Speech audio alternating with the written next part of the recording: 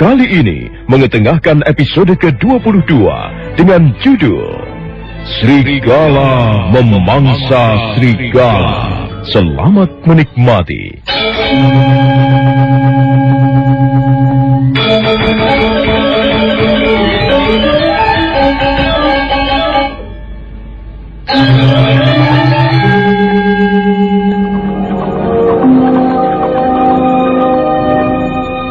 Menjelang senja, Nyai Lalitakratha sampai di wisma kediaman Rayuyu, sahabat suaminya. Beberapa prajurit jaga memberi hormat pada istri penggawa berpangkat ini. Wisma Rayuyu nampak biasa-biasa saja. Kereta yang membawanya berhenti di depan pendopo. Setelah berpesan sebentar pada kusir, Nyai Lalitakratha lalu masuk menemui Rayuyu. Oh, Nyai. Waduh, Janur Gunung. Ada perlu apa, Nyai? Mana suamimu? Saya justru mau menanyakan kemana suamiku. Loh, ada apa dengan Rawedeng, Nyai? Sudah beberapa hari ini dia tidak pulang. Tidak pulang? Jangan main-main, Nyai. Rawedeng tidak pernah berbuat seperti itu, bukan? Sungguh. Sudah sekian hari suamiku tidak kembali. Apa tidak pernah pesan? Atau mau kemana begitu, Nyai? Sama sekali tidak. Aku... Cobalah, Nyai. Ceritakanlah yang sebenarnya, Nyai. Ada apa ini? Malam itu adalah malam terakhir aku dan Kakang Rawedeng bertemu. Dia mengatakan malam terasa panas. Lalu dia mengajakku ngobrol di pendopo sampai larut malam. Ya, memang kulihat dia agak lain dari malam-malam biasanya. Tapi dia mengatakan tidak ada apa-apa. Aku tidak puas dengan jawabannya itu. Kudesak terus. Dan akhirnya dia mengatakan keresahannya tentang Rakuti. Resah tentang Rakuti? Iya. Katanya bayangan Rakuti selalu menghantui dirinya. Dia takut sewaktu-waktu nyawanya terancam karena pernah ikut mendengar niat Rakuti ingin menjadi raja. Iya. Kami memang pernah membicarakan hal itu, Nyai. Tetapi kami punya sikap untuk menghadapi situasi yang meresahkan itu. Lalu bagaimana selanjutnya? Dia tidak mengatakan apa-apa, selain selalu resah karena pernah diajak ikut memberontak. Lalu dia menyuruhku tidur duluan karena dia ingin menghirup udara segar malam hari di halaman pendopo. Setelah itu aku tidak lagi bertemu. Ada apa, Rayuyu? Barangkali ada yang tidak beres terhadap suamiku. Tidak, Nyai, tidak. Terus terang, aku sendiri tidak tahu kemana kira-kira Rawedeng pergi. Tetapi kami selama ini memang tidak punya rencana apa-apa. Dan kalau sekarang ini tiba-tiba Rawedeng menghilang, aku sendiri tidak mengerti kemana dia perginya dan di mana dia sekarang. Biasanya dia selalu bersamaku, kan, Nyai. Kemanapun pergi, aku dan dia tidak pernah berpisah dan selalu berdua. Itulah sebabnya aku datang kemari, Rayuyu. Ya. Aku mengerti, Nyai Lalitakratha. Dan maaf kalau aku tidak bisa mengatakan kemana kira-kira suamimu itu pergi. Karena aku benar-benar tidak tahu, Nyai. Jadi Kakang Rawedeng benar-benar hilang. Aku tidak bisa berbuat banyak, Nyai. Aku sendiri sekarang ini ikut bingung dan bertanya-tanya. Rawedeng. Lalu kemana aku harus mencarinya, Rayuyu? Kemana lagi aku harus cari keterangan? Sepertinya ada sesuatu yang tidak beres, Nyai. Dan Nyai jangan sembarangan mencari keterangan. Aku takut keselamatan dirimu ikut terlibat, Nyai. keselamatanku ikut terlibat. Maksudmu apa, Rayuyu? Tidak apa-apa, Nyai. Sebaiknya tanyakan saja pada Gusti Patih Aryatada, Nyai.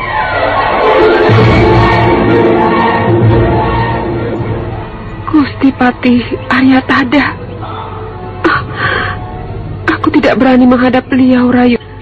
Erat kaitannya dengan soal Rakuti. Aku sendiri tidak berani mengatakannya, Nyai. Sekarang ini situasinya serba membingungkan, susah ditebak. Oleh karena itulah menurut pendapatku, sebaiknya Nyai datang saja pada Gusti Patih Aryatada. Katakanlah semuanya kepada beliau. Tapi ingat, Nyai, yang satu itu tidak perlu Nyai sampaikan. Tentang keinginan Rakuti menjadi Raja Majapahit? Iya, simpan saja itu di dalam hatimu. Karena itu sangat berbahaya, Nyai. Iya, baik. Baiklah, Rayuyu.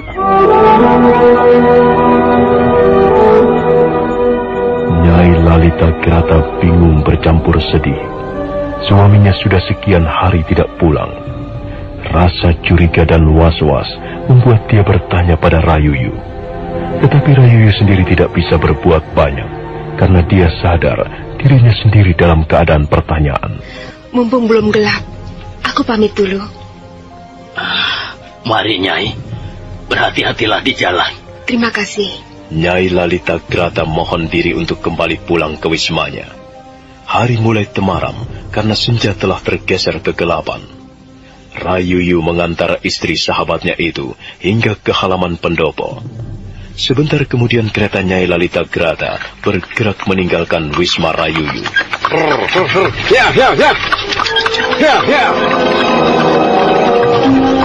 Kereta yang ditumpangi Nyai Lalita Grata berderak-derak di atas jalanan berbatu, membelah kesunyian malam. Bulan timbul tenggelam di mega-mega. Sepanjang jalan, Nyai Lalita Grata tak henti-henti memikirkan hilangnya sang suami yang tidak tentu rimbanya. Kadang terpikir pula, apakah Rakuti telah menculiknya? Tetapi mengapa tak seorang prajurit pun tahu? Paman, berhenti sebentar. Di tempat gelap seperti ini, Tuan Putri. Iya, sebentar saja. Ya, baiklah, baik. Ya.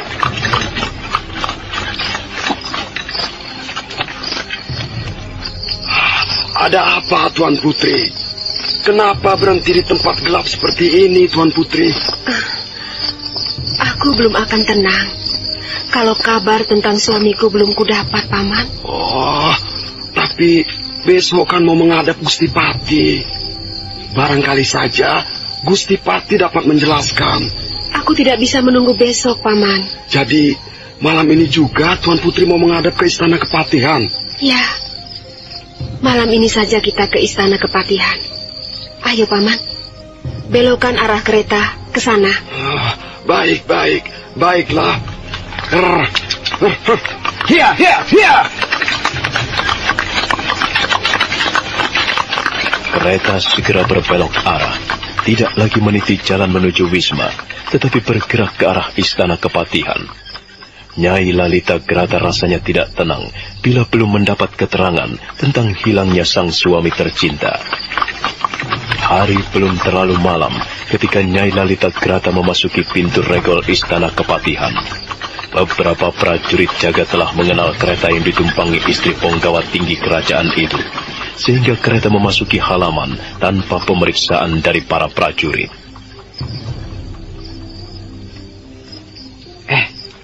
Kau lihat penumpang kereta yang baru saja melewati kita? Ya, aku tahu. Itu istri Tuan Rawedeng. Kenapa? Cantik ya, cantik dan manis. Ya, semua orang tahu kalau Nyai Lalita Grata itu cantik, manis, dan memiliki bentuk tubuh yang bentuk tubuh yang bagaimana? Kok berhenti? Tidak layak kita membicarakannya. Itu kan istri pejabat, istri atasan kita, Saru. Tidak, Kang. Wong cuma kagum saja kok. Wah, Ayune, kalau saja aku jadi pejabat dan punya istri secantik itu. Terus kamu mau apa? Hah? Kerja dengan penuh semangat, membanting tulang siang malam. Alah, buat apa? Buat masa depan anak-anakku. Pasti anak-anakku cantik-cantik dan gagah-gagah. Kalau cantik, iya. Tapi mana mungkin gagah-gagah? Wong kamu saja bapaknya seperti terenggiling kok. Wah, kamu itu ngece ya? Ngece? Guyon Kang, guyon. Kok terus marah begitu? Kalau dipikir enak ya jadi pejabat. Istri cantik, wisma besar dan megah. Kereta bagus dan dihormati setiap orang. Kita ini orang sudra. Jangan berhayal terlalu tinggi. Nanti kalau jatuh sakit kamu. Loh, sampean apa tidak tahu kalau ada orang sudah bisa jadi pejabat? Maksudmu Tuan Rakuti dan Tuan Rasemi itu? Nah, itu kan bukti bahwa kita pun bisa jadi pejabat. Jadi punggawa tinggi kerajaan. Iya Kang, tetapi kan jangan putus asa. 2 punggawa itu kan bisa kita ikuti jejaknya. Bayangkan, wong dari golongan sudra kok sampai bisa naik jadi punggawa tinggi. Alah, kalau aku nerimo saja jadi prajurit. Tidak pusing-pusing memikirkan pemerintahan. Cukup makan, cukup tidur, beres. Wah, orang macam kamu susah diajak maju.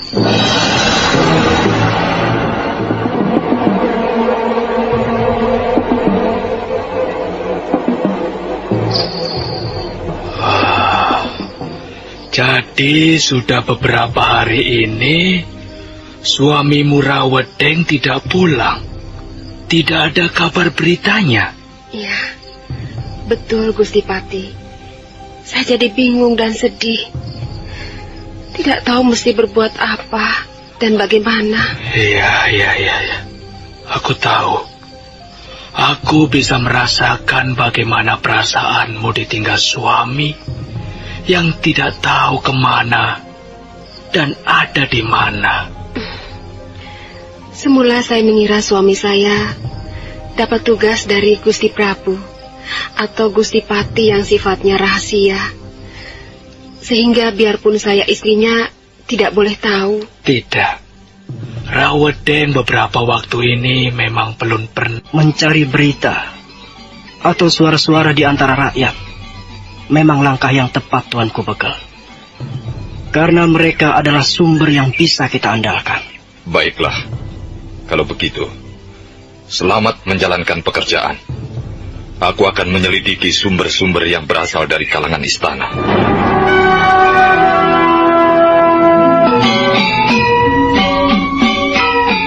Gajah Mada dan kuda Parasuta sepakat untuk memulai penyelidikan lewat suara-suara yang diperoleh dari tengah masyarakat.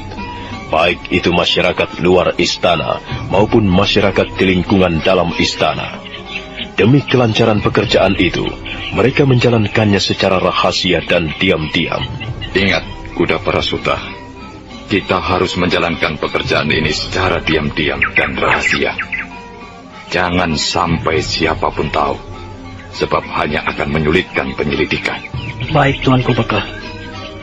Saya akan menyusup ke pasar-pasar, menyelinap di antara kerumunan orang, dan keluar masuk kedai-kedai. Biasanya dari mulut mereka, kita akan mudah memperoleh keterangan-keterangan yang berguna untuk penyelidikan selanjutnya. Bagus. Suatu gagasan yang bagus sekali. Kerjakanlah sebaik mungkin. Tapi jangan sampai mereka tahu kalau kau adalah seorang prajurit. Saya akan mengenakan penyamaran, Tuanku Bekel. Bagus. Dan kalau ada sesuatu yang penting, segera beritahu aku dan kita bicarakan untuk menghadapi langkah-langkah selanjutnya. Kuda Parasuta. Iya, Tuanku Bekel. Sementara kau menyusup di luar, di antara masyarakat, aku akan menyusup di dalam lingkungan istana. Mudah-mudahan dari kedua lingkungan ini, kita bisa mendapat keterangan yang berharga. Iya. Saya kira langkah awal yang jitu, Tuanku. Baiklah. Saya mohon diri untuk segera memulai pekerjaan ini. Kerjakanlah. Dan hati-hatilah, kuda Parasuta. Terima kasih, Tuanku Bekel. Kita tinggalkan begal Gajah Mada dan kuda Parasuta yang memulai langkah awalnya menyelidiki hilangnya Rawedeng dari Wisma. Kini kita beralih sejenak ke Bukit Pangi, tempat di mana para siswa pendidikan calon tanda digembleng. Mereka ini nantinya adalah calon-calon pangreh praja yang akan mengisi tenaga-tenaga terampil Istana Majapahit.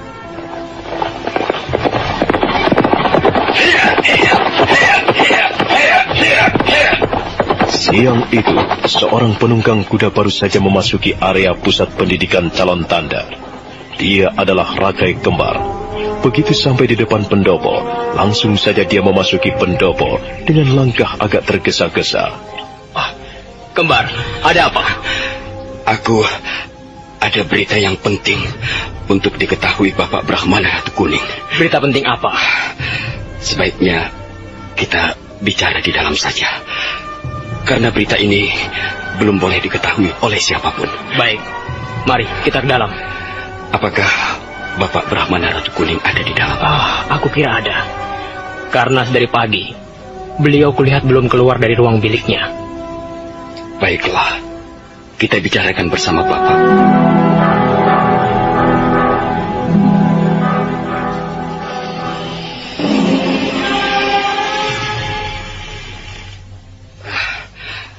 Maaf Bapak, kami masuk tanpa dipanggil. Kalian Rakai Kembar dan Rakai Warak. Mari, silakan masuk. Bagaimana? Sepertinya ada yang ingin kau sampaikan, Rakai Kembar. Benar Bapak. Begini, saya baru saja kembali dari kota Raja Majapahit. Kabarnya Rawedeng beberapa hari ini tidak berada di tempatnya Bapak. Rawedeng tidak ada di tempatnya. Maksudmu? Saya mencoba curi dengar melalui para prajurit jaga. Katanya sudah beberapa hari belakangan ini dia tidak kelihatan Bapak. Barangkali dia mendapat tugas dari Gusti Prabu. Tidak. Kabarnya hilangnya Ponggawa Tinggi itu memang misterius. Wismanya tampak sepi-sepi saja, sementara penjagaan dari prajurit-prajuritnya semakin ketat. Rawedeng tidak ada, tapi wisma kediamannya dijaga ketat. Ada apa ini? Bapak Brahmana Ratu Kuning, apakah di sana sudah terjadi ketidakberesan? Iya. Sepertinya sudah ada tanda-tanda ke arah itu. Saya sempat lewat Wisma Rayuyu, Ratanca, Rabanyak, dan Rabangsa. Semuanya seperti biasa. Mereka ada di tempat dan menjalankan tugas hariannya, Bapak. Bagaimana dengan Rakuti dan Rasemi? Sayang, saya tidak menyempatkan diri melongoknya Bapak Brahmana Ratu Kuning. Bapak, apakah mungkin Rakuti dan Rasemi mulai menjalankan aksinya? Ya, itu membuat kita bertanya-tanya. Biasanya Rawedeng dan Rayuyu datang kemari kalau ada sesuatu yang meresahkan. Tetapi bagaimana Rakai Kembar? Apakah situasi di sana menunjukkan tanda-tanda adanya perebutan kekuasaan? Saya melihat sepertinya situasi berjalan normal, Bapak.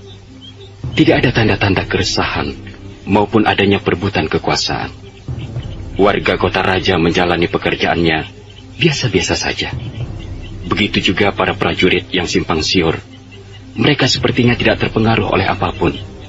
Semuanya berjalan wajar, Bapak. Ya. Aku menarik kesimpulan. Majapahit sekarang ini tidak ubahnya api di dalam sekam. Sewaktu-waktu pemberontakan bisa terjadi. Lalu tugas kami apa, Bapak? Apakah saya dan Rakai Kembar harus terus-menerus mengamati keadaan kota raja sebagai telik sandi? Tidak. Itu bukan tugas kalian. Bukan wewenang kita untuk mengamati dan mengawasi keadaan di Majapahit. Tugas pokok kalian adalah belajar di pusat pendidikan ini. Kalaupun ada sesuatu, maka perintah harus turun dari Gusti Prabu atau Patih Hamangkubumi. Kecuali sebagaimana halnya Rakai Kembar. Dia pergi ke kota raja karena menengok sanak kadangnya di sana. Sambil lalu dia bisa mengamati situasi. Tetapi kalau khusus kita mengamati, maka ini bukan wewenang kita. Oh iya, Bapak. ada satu yang saya hampir lupa. Katakanlah, apa itu? Rupanya di sekitar pinggiran kota Raja Majapahit mulai dijalari pembunuhan. Pembunuhan? Katakan secara jelas. Pembunuhan macam apa, Kembar? Entahlah pembunuhan ini berlatar belakang apa. Tapi yang jelas, saya menemukan 2 sosok mayat terikat di pohon besar. Tempat itu sepertinya sengaja dipakai si pembunuh karena tersembunyi. Saya secara tidak sengaja menemukannya, karena kebetulan ketika pulang kemari, saya mengambil jalan pintas, Bapak. Pembunuhan? Mungkinkah 2 sosok mayat itu korban perampokan? Kurang jelas, Bapak. Karena saya mengejar waktu untuk secepatnya sampai di sini, sehingga saya tidak sempat turun dari kuda untuk memeriksanya. Ya.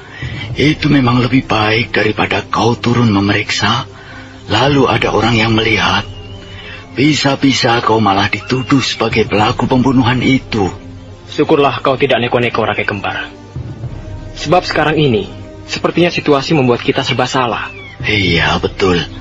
Situasi sekarang membuat kita serba salah. Oleh karena itu, berbuatlah sebagaimana wajarnya saja. Jangan terlalu mencampuri urusan kenegaraan. Tugas kalian adalah belajar, itu saja. Mengenai 2 sosok mayat yang terikat di pohon besar pinggiran kota raja, jangan dipikirkan. Barangkali saja itu adalah korban perampokan, atau mungkin korban dari orang yang saling mendendam. Sudahlah, lupakan saja itu. Baik, Bapak Brahmana Ratu Kuning. Kita kembali ke kota Raja Majapahit. Pagi itu di sebuah pasar, tampak kuda Parasuta berpakaian jembel jalanan, melangkah di antara kerumunan orang dan kedai-kedai makanan dan minuman. Dia mengamati setiap kerumunan, dia menyelinap di setiap pembicaraan. Langkah awal menyelidiki perkara hilangnya penggawa tinggi kerajaan mulai dijalankan dengan penuh kewaspadaan dan hati-hati. Keadaan masyarakat sepertinya biasa-biasa saja. Sudah beberapa pasar kumasuki, tapi keterangan tentang sesuatu yang bisa kujadikan patokan belum ada. Obrolan di kedai-kedai atau pinggiran jalan juga belum ada yang memberiku keterangan yang berarti. Kemana lagi aku harus mencari keterangan? Kuda Parasuta berjalan sambil mencoba mendengarkan percakapan orang-orang di sekitarnya. Tak seorang pun di antara orang-orang itu tahu bahwa di sela-sela kesibukan pasar ada seorang prajurit Majapahit beringsut-ingsut dari satu kerumunan ke kerumunan yang lain. Satu kedai di sudut pasar itu belum aku datangi. Ya, mudah-mudahan di sana ada percakapan yang menarik dan berarti untuk sekedar mencari keterangan. Ya. Ku coba dekati kedai itu. Tampaknya ada beberapa orang sedang asik membicarakan sesuatu. Baiklah, aku akan ke sana. Kuda Parasuta tidak putus asa. Perlahan-lahan dia masih mencoba mendekati satu kedai yang menarik perhatiannya. Sambil tetap berpura-pura mengemis, kuda Parasuta melangkah menuju kedai di mana ada beberapa orang asik berbicara dan ngobrol-ngobrol. Kenapa tak kau habiskan makananmu? Aku sedang tak nafsu makan. Kenapa? Apa ada persoalan yang mengganggu pikiranmu dan persoalan itu belum selesai? Tidak, bukan itu. Lalu apa? Aku memikirkan cerita seorang pencari kayu. Kau ini seperti bocah saya. Dengar cerita langsung jadi pikiran. Tapi cerita yang kudengar ini aneh dan mendirikan bulu kuduku. Kau penakut sekali. Tidak salah kalau kau kukatakan seperti bocah. Baru dengar cerita sudah ketakutan. Sungguh, cerita ini benar-benar menjijikkan dan membuatku merinding ngeri. Itukah sebabnya kau tidak bisa makan banyak? Iya. Aku terpengaruh oleh cerita itu. Aku jijik dan ngeri. Coba ceritakan padaku. Baik. Kemarin, ketika aku berkuda memasuki kota raja ini, ada seorang pencari kayu tiba-tiba menghadangku. Dia seperti ketakutan. Badannya gemetar dan wajahnya pucat pasi. Apakah dia melihat hantu? Tidak, bukan itu. Tapi dia mengatakan ada 2 sosok mayat terikat di sebuah pohon besar. 2 sosok mayat terikat di pohon? Iya. Lalu, apakah kau turun dari kudamu dan mendekati tempat di mana tukang pencari kayu itu menemukan mayat? Iya. Aku turun dan mengikuti langkah orang itu. Dan apa yang kau lihat? Tempat yang ditunjukkan pencari kayu itu berada jauh agak ke dalam. Tak akan ada yang tahu kalau di situ ada mayat terikat.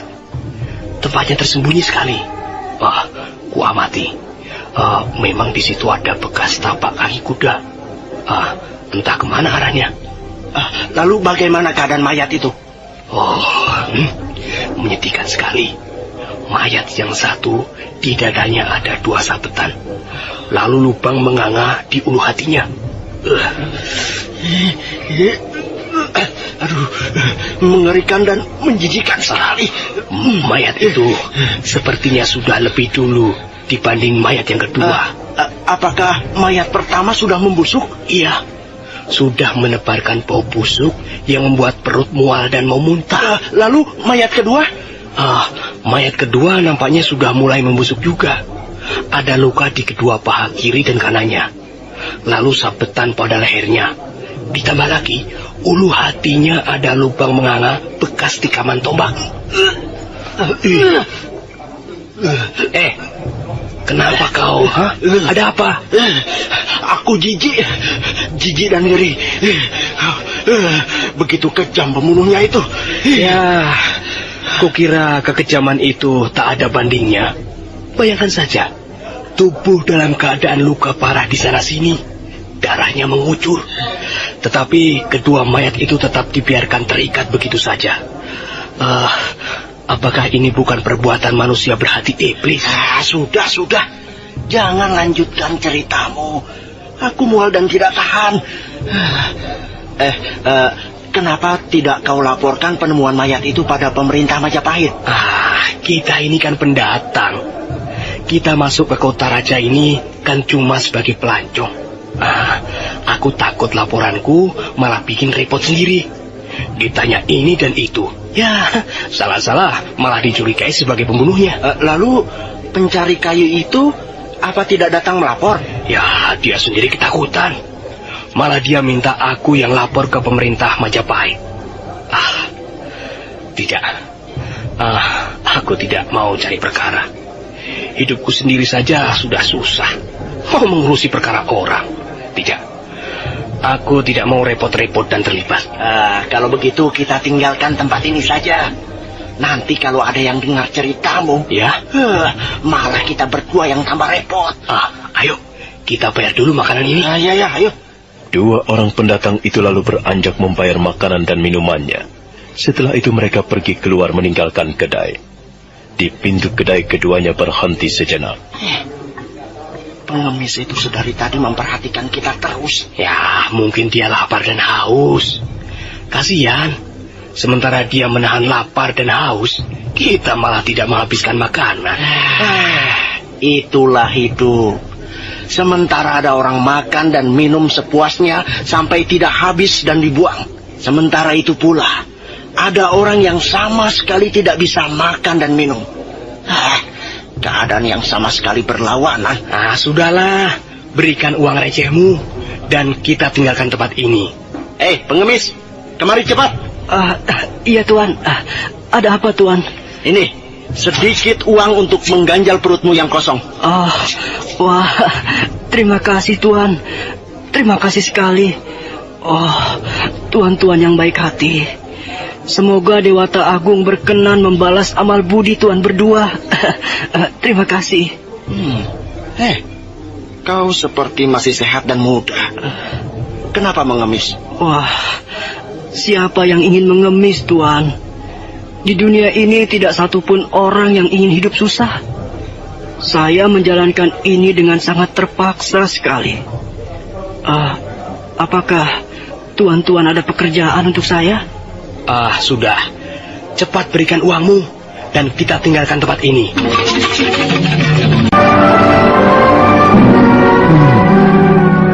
Jadi dua orang itu menemukan dua mayat yang terikat di pohon di luar kota Raja Majapahit ini. Bagus. Mudah-mudahan saja ini adalah keterangan yang akan membuka tabir hilangnya Ponggawa Tinggi Rawedeng. Tetapi mayat yang satu lagi siapa ya? Kuda Parasuta merasa mendapat keterangan yang sangat berharga dari obrolan kedua pendatang yang tadi makan dan minum di kedai itu. Keterangan itu tentu bisa membuka tentang hilangnya Ponggawa Tinggi Rawedeng. Tetapi Kuda Parasuta dibuat bingung oleh adanya mayat yang lain. Kalau benar mayat itu adalah mayat Tuan Rawedeng, lalu mayat siapa lagi yang satu? Atau aku yang terlalu berharap sehingga mayat dua orang itu kunyatakan sebagai mayat Rawedeng? Tidak. Barangkali mayat itu adalah mayat korban perampokan atau pembunuhan biasa. Tidak mungkin Tuan Rawedeng mati tanpa sebab. Bagaimana ini? Aku jadi bingung sendiri. Di satu pihak aku berharap dan memastikan, tetapi di pihak lain aku menyangkal dan tidak pasti. Baiklah, siapapun mayat itu dan apapun jati diri mayat itu, aku harus melaporkannya kepada Tuan Bekal Gajah Mada.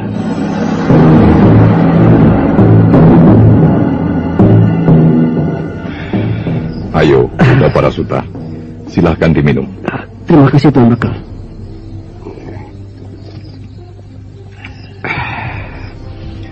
Bagaimana? Ada hasil dari tugasmu menyelinap di tengah masyarakat luas? Ada Tuanku Bekal. Tapi saya sendiri masih sangsi atas keterangan yang saya curi dengar dari pembicaraan dua orang pendatang tadi, Tuanku. Sangsi bagaimana? Atau ceritakanlah secara rinci supaya aku bisa ikut menilai dan menarik kesimpulan dari apa yang kau sangsikan itu. Baiklah. Begini Tuan Bekal Gajah Mada.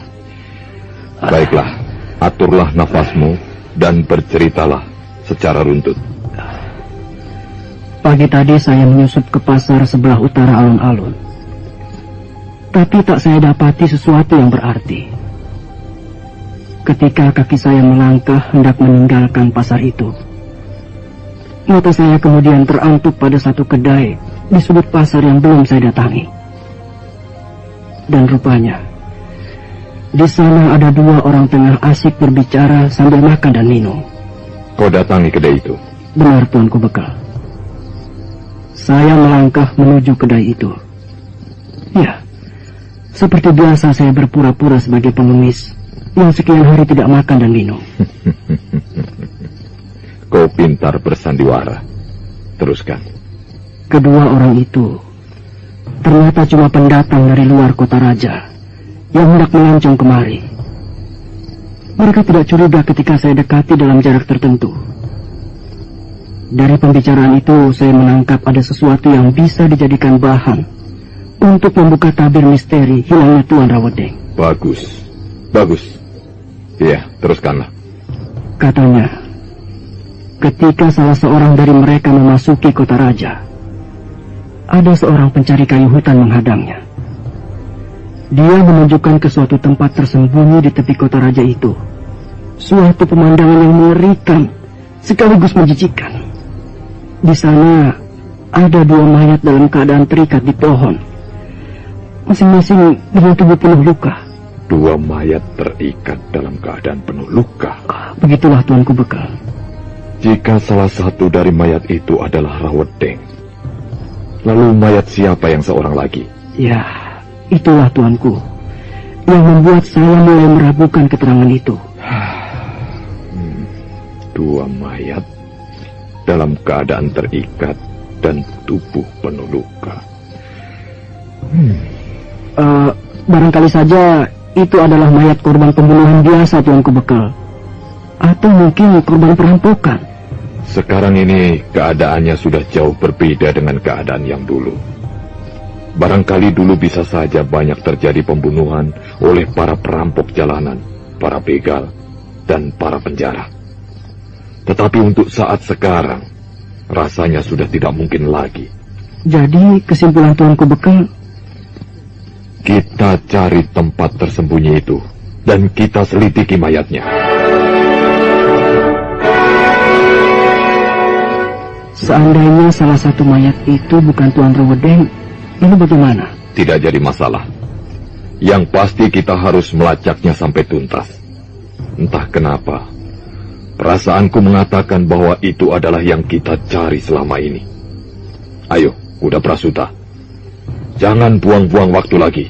Kita harus segera melacak tempat itu tanpa seorang pun boleh tahu pekerjaan ini. Baik, Tuanku.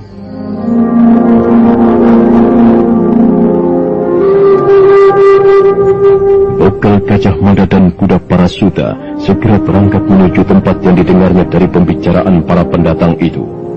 Tempat itu jauh di tepi kota Raja Majapahit. Meskipun keduanya masih meraba-raba di mana letak sebenarnya, namun keyakinan mereka memaksanya untuk mencari di satu lokasi di mana biasanya para pendatang atau pelancong datang dan pergi melewati jalan itu.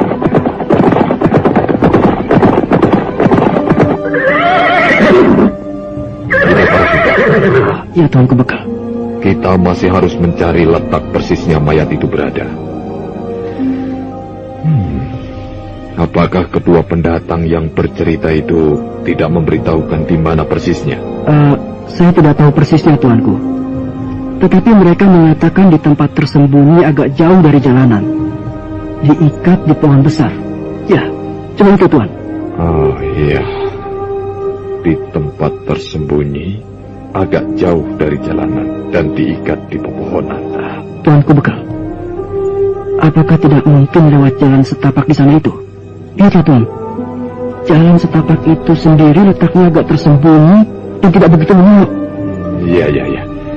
Ayolah, kita coba melacaknya dari sana. Sudah, sekarang kita tinggalkan kuda-kuda ini di sini. Baik, Tuan. Bekal Gajah Mada dan Kuda Parasuta menyembunyikan kudanya di bawah pohon brahmastana yang rimbun. Sebentar kemudian mereka melompat ke arah jalan setapak yang tadi ditunjukkan oleh Kuda Parasuta. Sore itu suasananya sepi lengang. Tidak seorang pun para pejalan kaki atau penunggang kuda melewati jalan masuk kota raja itu. Keduanya segera bekerja dengan sigap. Panca inderanya mulai bekerja. Mata, pendengaran, maupun penciumannya dikerahkan menangkap tanda-tanda adanya dua sosok mayat. Kuda Parasuta, kita mesti berhati-hati. Meskipun kelihatannya tidak ada orang, tapi tugas ini harus kita laksanakan tanpa seorang pun tahu. Baik, Tuanku. Nampaknya memang senja ini sepi sekali. Tetapi kita tak boleh menganggap sepele tempat yang sepi seperti ini. Tempat sepi biasanya menyimpan hal-hal yang tidak terduga. Bagus. Naluri keprajuritanmu luar biasa.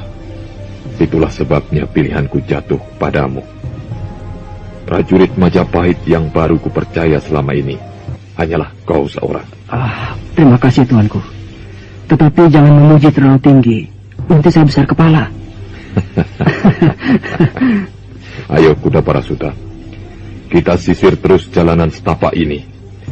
Aku yakin mayat yang kita cari tidak jauh dari sini. Ayo. Mari, Tuanku. Dengan kewaspadaan yang tinggi, mereka menyisir jalan setapak itu dengan cermat dan hati-hati. Dua prajurit Majapahit terlatih ini bekerja dengan sempurna. Seandainya di sekitar tempat itu ada manusia, maka akan mustahil bisa menyadari kehadiran Gajah Mada dan Kuda Parasuta. Mereka bergerak tanpa suara, hingga akhirnya...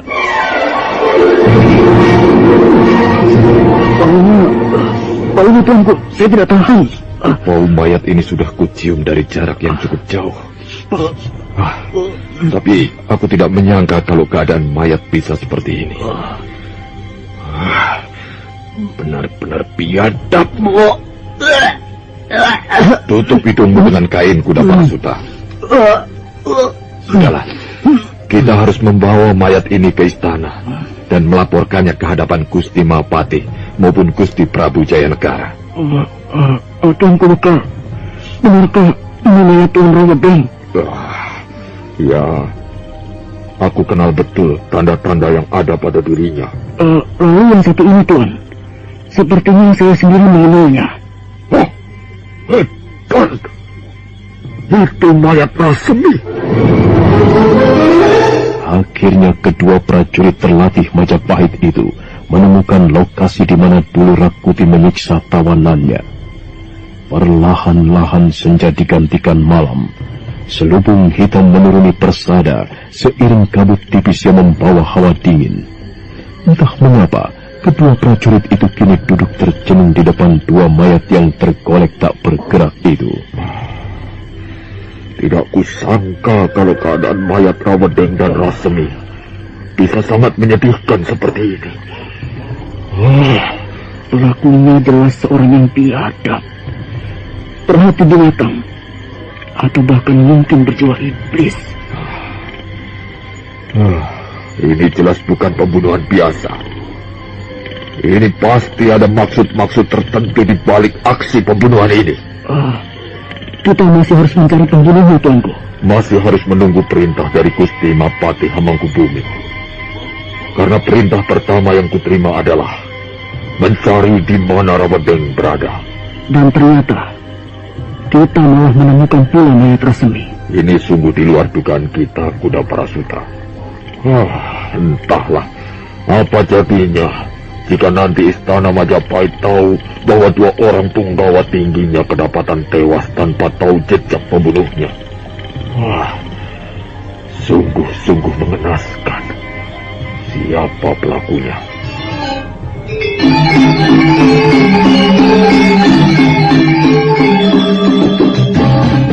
Ternyata bukan saja mayat Rawedeng yang kami temukan, bahkan juga mayat Rasemi. Ini temuan yang bakal membuat geger Majapahit Adipeka. Belum lagi bila Gusti Prabu Jayanegara mendengar kabar ini.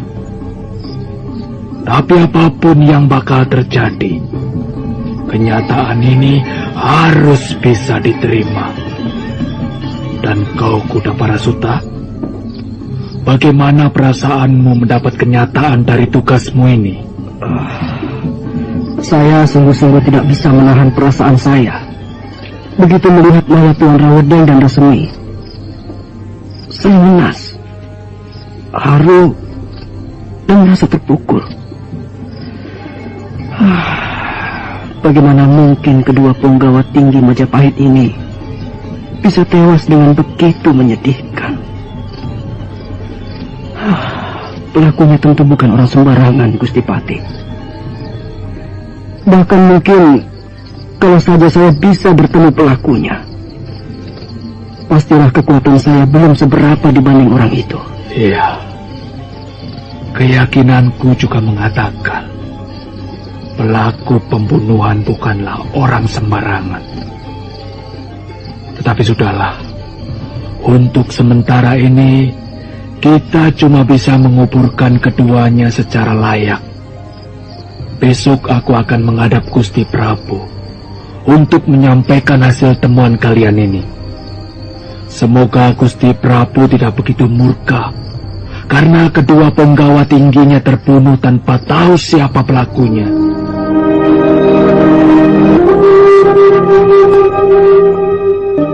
Bekal Gajah Mada dan Kuda Parasuta akhirnya menemukan mayat kedua punggawa tinggi kerajaan dalam keadaan sangat menyedihkan. Hari itu juga, mayat punggawa berpangkat itu dibawa pulang ke Majapahit. Setibanya di Majapahit, Bekal Gajah Mada langsung melaporkan hasil pekerjaannya ke Istana Kepatihan menghadap Aryatada. Jadi kalian telah menyelesaikan pekerjaan itu dengan baik. Saya sungguh tidak menduga kalau selain mayat Rawedeng, ternyata di sana terdapat pula mayat Rasemi. Ini temuan yang bakal membuat geger Istana Majapahit Adipeka. Belum lagi kalau Gusti Prabu mendengar berita tewasnya kedua penggawa tingginya itu. Dan kau Kuda Parasuta, bagaimana perasaanmu melihat kenyataan dari hasil pekerjaanmu ini? Saya tidak bisa menahan perasaan saya ketika menyaksikan kedua mayat itu, Gusti Pati. Bagaimana mungkin dua penggawa berpangkat itu bisa tewas secara menyedihkan dan mengenaskan? Kalau tidak si pelaku pembunuhan adalah orang yang memiliki ilmu ulah kanuragan cukup tinggi. Jelas, pelakunya bukanlah orang sembarangan. Seandainya saya bertemu si pelaku pun, belum tentu kekuatan saya bisa mengimbanginya, Tuanku. Iya, aku sendiri berpendapat seperti itu. Pelaku pembunuhan tentulah orang yang cukup mumpuni dalam hal ulah kanuragan. Tetapi sudahlah, sekarang ini kita cuma bisa menguburkan kedua jenazah itu secara layak. Dan besok aku akan menghadap Gusti Prabu untuk melaporkan peristiwa ini. Mudah-mudahan Gusti Prabu tidak menjadi murka dengan terbunuhnya dua penggawa tingginya itu. Nah, kalian berdua bersiap-siap sajalah. Mungkin begitu Gusti Prabu kuberitahu, beliau langsung akan menurunkan titahnya untuk mencari pelakunya. Saya menunggu titah selanjutnya. Begitu pula saya. Saya akan siap sedia mendampingi Tuan Beka Gajah Mada menjalankan titah selanjutnya.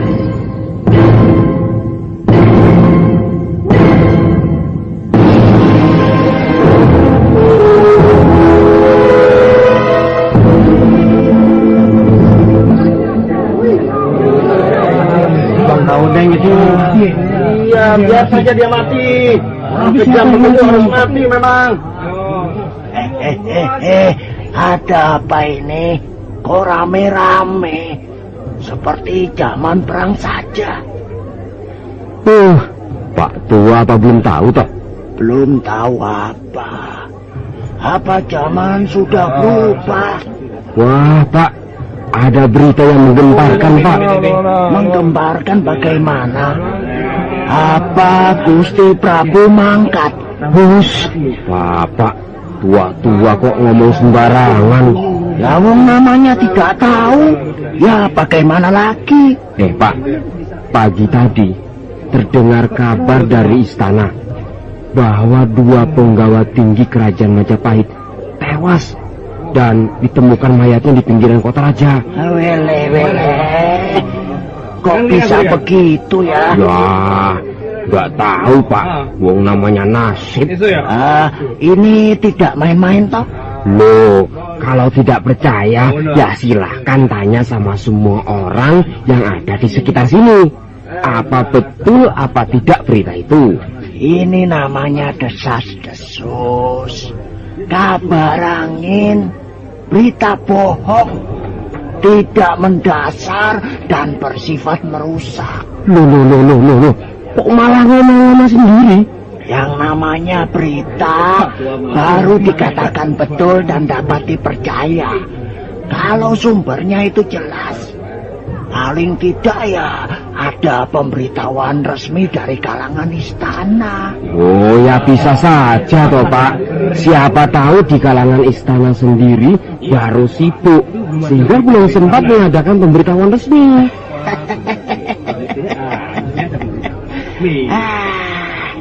Ya, sesibuk-sibuknya orang. Kalau berita itu dianggap penting, ya seharusnya dipenting-pentingkan. Loh, dipenting-pentingkan bagaimana nih? Ya, didahulukan begitu. Wong namanya penting kok. Wah, susah ngomong sama orang tua. Apa kamu bilang? Justru anak-anak muda zaman sekarang yang susah diajak ngomong. Sembarangan kamu ini. Dasar bocah.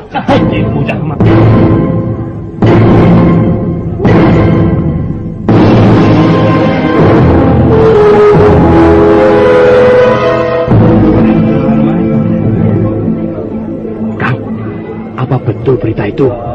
Berita apa, Di? Tuan Rasemi dan Tuan Rawedeng tewas secara misterius. Begitulah yang aku dengar dari orang-orang ini. Tapi mengapa ya pihak istana tidak membuat pernyataan resmi tentang kematian dua punggawa tinggi itu? Apa ada yang tidak beres, Kang? Di, kita ini cuma rakyat kecil. Apa hak kita untuk mengetahui berita-berita semacam itu? Diumumkan atau tidak, ya kita terima saja. Ya tidak begitu toh, Kang. Rakyat kan bisa tenang kalau ada berita-berita yang sifatnya resmi. Katanya Gusti Mapati Hamengkubumi sedang menghadapi Gusti Prabu untuk membicarakan masalah ini. Nah, kalau begitu ya, berita itu benar sudah tersebar. Di, kalau aku bukan benar tidaknya berita itu, tapi apa dan mengapanya? Apa dan mengapa? Iya. Ya, maksudmu kan? Maksudku, apa sebabnya dua punggawa berpangkat itu terbunuh? Lalu mengapa sampai terbunuh? Apa sebabnya terbunuh dan mengapa sampai terbunuh? Iya. Bukankah ini menimbulkan teka-teki? Kita semua tahu siapa itu Rasemi. Kita juga tahu siapa itu Rawedeng. Ya. Kedua-duanya adalah bekas anak asuh Ramapati, si penjahat negara itu. Nah, kalau sampai keduanya terbunuh, pasti ada suatu alasan yang sifatnya di luar hak dan wewenang kita sebagai kaula alit. Wah, repot dan rumit kalau begitu. Jelimet, Kang. Tak ada yang tidak jelimet untuk urusan-urusan pemerintahan. Rawedeng dulu terkenal kejam semasa pemerintahan Gusti Patih Ramapati. Sedang Rasemi terkenal paling pintar bicara dan bersiasat. Nah, sekarang dua-duanya mati tanpa tahu siapa pembunuhnya. Wah, ini memang terasa aneh dan janggal. Akan ada apa ini? Jangan-jangan bakal terjadi rebutan kekuasaan. Kalau bicara itu hati-hati. Meski mungkin begitu, tapi bukan tempatnya kita bicarakan di depan umum seperti ini. Sudahlah, Kang. Lebih enak jadi warga biasa saja daripada jadi pembesar tapi hidup tidak tenang, ya toh? Ya, manusia itu kan sudah ada garisnya, sudah ada takarannya. Kalau mau selamat dan berumur panjang, ya hidup saja seperti kita.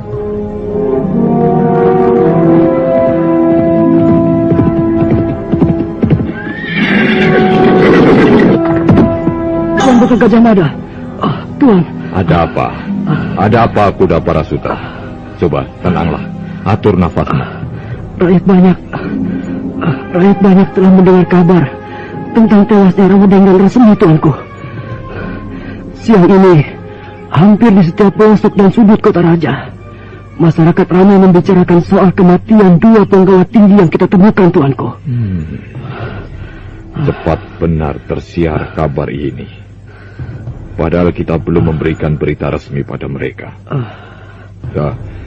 Apakah kau tahu dari mana asal sumbernya hingga masyarakat mendengar kabar yang belum resmi ini? Barangkali ketika kita mengantar kedua jenazah ke wisma masing-masing, ada beberapa orang mengetahuinya, Tuanku Bekal. Dari situlah kemudian tersebar berita dari mulut ke mulut. Iya. Kita tidak bisa menyalahkan siapa-siapa dalam hal yang satu ini. Karena yang bersifat berita, apalagi itu menyangkut nama orang besar, cepat atau lambat akan tersiar juga. Ada api, tentu ada asap. Ini yang tidak bisa kita hindari. Kita wajib terus berhati-hati dan selalu waspada. Karena si pelaku pembunuhan tentu sudah bersiap-siap pula untuk menghadapi segala kemungkinan. Kuda Parasuta. Saya, Tuanku Bekal. Tetaplah pasang mata dan telinga di tengah masyarakat. Seandainya titah Gusti Prabu turun pada kita untuk menyelesaikan masalah ini, kita tidak akan kesulitan lagi. Baik, Tuanku Bekal. Siang ini, aku akan ke istana Kepatihan untuk menghadap Gusti Patih Aryatada. Berita yang tersebar di masyarakat harus kulaporkan pada beliau. Baik, Tuanku. Sementara saya akan terus mengamati situasi di tengah rakyat banyak. Bagus. Kerjakanlah itu. Saya mohon pamit, Tuan. Iya, berangkatlah.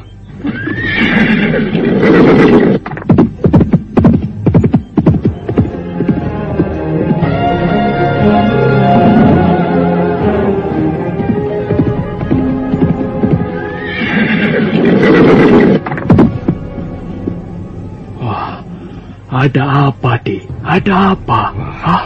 Nampaknya tergesa-gesa sekali. Wah, katiwasan kakak. Kenapa? Berita itu telah menyebar di seluruh penjuru kota Raja Majapahit, kakak. Begitu. Ya, kau tidak perlu panik, Adipeka. Siang ini rencananya aku akan menghadap Gusti Prabu di istana Majapahit. Mesti rakyat sudah lebih dulu tahu daripada Gusti Prabu. Tapi aku akan berusaha membuat Gusti Prabu tidak menjadi murka. Dan kau, Adipeka? Saya, Kakang Patih. Kau bersiaplah di tempat. Sewaktu-waktu, titah Gusti Prabu turun untuk mentuntaskan perkara ini. Kau sudah siap melaksanakannya. Baik, Kakang Patih.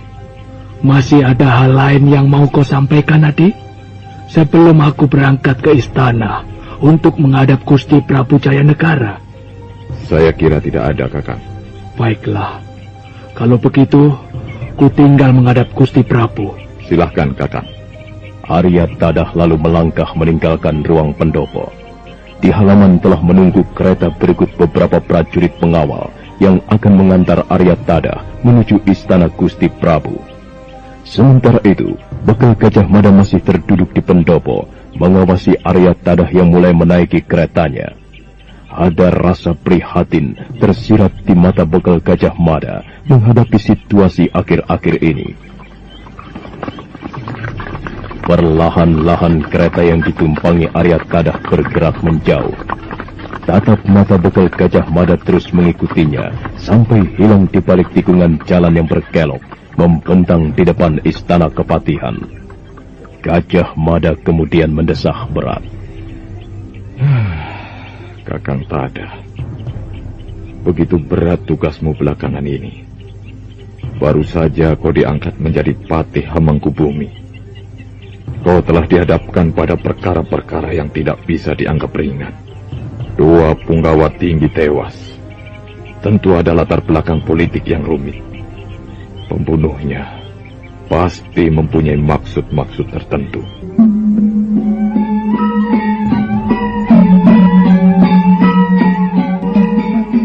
Lantunkanlah, Resi Mahasadu. Lantunkan syair-syairmu yang lain. Coba bacakanlah dengan lebih baik lagi, penuh penghayatan dan perasaan. Baik, Gusti Prabu. Masih ada 2 syair lagi yang belum hamba bacakan. Iya, bacakanlah. Baik, Gusti Prabu. Wilwatikta. Setiap orang selalu menyebut namanya. Setiap orang selalu mengingat kebesarannya. Setiap orang selalu ingin datang kepadanya. Tetapi tidak setiap orang bersikap ramah kepadanya. Tidak setiap orang bersikap santun untuknya. Wilwatikta, bagai seorang lelaki berwajah tenang, berjalan tersarut menopang siang dan malam, tertatih menuju bingkai pagi dan petang, jatuh bangun dan jatuh bangun lagi, hingga tiba saatnya nanti, di mana hari tak lagi suram dan sang kehidupan memberikan pegangan. Saat itulah Wilwatikta akan berbicara dengan keagungannya, bertindak dengan kearifannya. Sepanjang mentari terbit di ufuk timur, sepanjang mentari terbenam di langit barat, Wilwatikta akan berjaya dari ujung timur sampai ke ujung barat.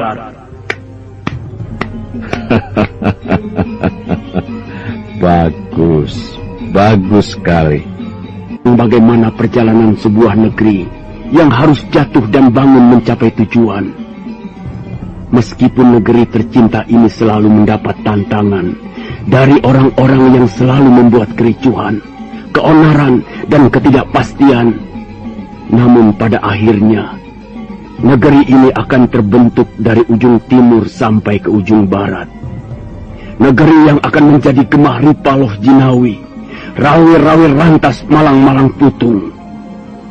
Majapahit akan menjadi negeri yang makmur, negeri yang setiap warganya senantiasa siap sedia berkorban demi kejayaannya. Ada apa, prajurit? Kau masuk tanpa kupanggil. Ampun Gusti Prabu. Ampun Gusti Prabu. Mapate Hamangkubumi Aryatada ingin bertemu dengan Gusti Prabu. Aryatada? Iya, menurut beliau ada urusan penting yang secepatnya ingin disampaikan ke hadapan Gusti Prabu. Urusan penting? Begitulah Gusti Prabu. Dan beliau mohon pertemuan beliau dengan Gusti Prabu hanya berdua saja. Begitu rahasiakah urusan yang akan disampaikannya itu? Baik, panggil dia menghadap kemari. Mungkin urusan itu mendesak sekali. Baik Gusti Prabu. Hamba mohon undur diri. Ya, pergilah. Resi Masadu, kukira cukup sampai di sini dulu kau melantunkan sairmu. Besok atau lusa kau akan kupanggil kembali. Terima kasih Gusti Prabu. Hamba mohon diri. Arya Dwi Pangga atau Resi Mahasadu baru saja menyelesaikan pembacaan syairnya. Tiba-tiba Aryatada datang ke istana, mohon ingin menghadap. Nah, saudara pendengar, bagaimanakah kisah selanjutnya? Silakan menunggu seri berikutnya. Sampai jumpa.